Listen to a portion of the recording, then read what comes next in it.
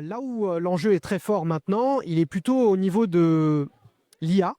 Alors, sans que ce soit trop marketing, le principe de l'IA, c'est justement pouvoir accompagner finalement le marché dans une, une avancée encore plus rapide et surtout de pouvoir craquer le code de certaines choses dans lesquelles justement nous avons été bloqués jusqu'à aujourd'hui. Sauf que ça, c'est très consommateur d'énergie. Quand à l'époque, on consommait 1 dans le data center, avec l'IA, on va consommer 100. Donc ça peut être 100 fois plus gourmand aujourd'hui de faire de l'IA que justement tout simplement faire du web ou de faire tout simplement de l'Internet. Alors oui, il y a une grosse traction vis-à-vis de ça. C'est ce qui fait que j'ai monté Sustainity avec mon associé parce que justement la demande était croissante en vue de trouver des solutions pour pouvoir réduire l'empreinte carbone des infrastructures informatiques et plus largement des data centers. Et aujourd'hui, dans l'écosystème, on a de la chance d'avoir des acteurs qui sont bien ancrés dans le monde du data center. Ils savent quel est l'enjeu environnemental et ils mettent déjà en place beaucoup de solutions pour pouvoir améliorer leur empreinte environnementale.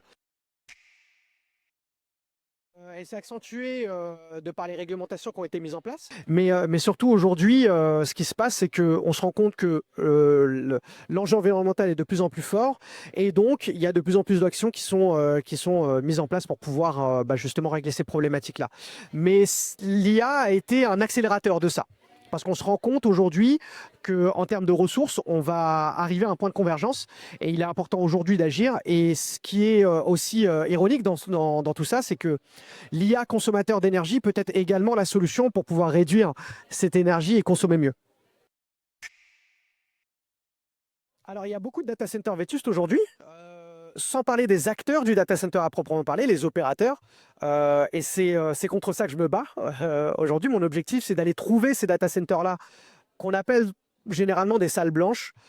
C'est une salle comme on a ici, par exemple, mais au lieu d'avoir des gens qui sont en train de manger ou de discuter, on va avoir justement des placards dans lesquels on va y mettre des serveurs et les alimenter sans forcément avoir des systèmes de sécurité et de refroidissement qui sont les plus optimisés.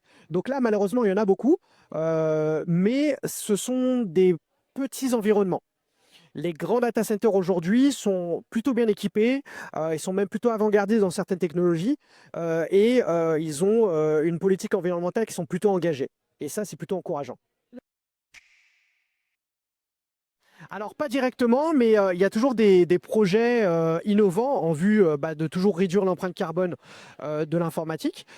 Aujourd'hui, moi j'ai des discussions plutôt intéressantes sur des technologies de refroidissement ou des technologies de recyclage de la chaleur fatale. Ce qu'il faut savoir, c'est que la chaleur fatale, c'est toute la chaleur qui est générée par les data centers. Aujourd'hui, elle est rejetée dans l'air. Et maintenant, il y a des technologies qui permettent soit de réutiliser la chaleur dans un circuit, soit de l'utiliser comme énergie potentielle afin de réutiliser cette énergie-là en tant que consommation énergétique pour ce même data center-là.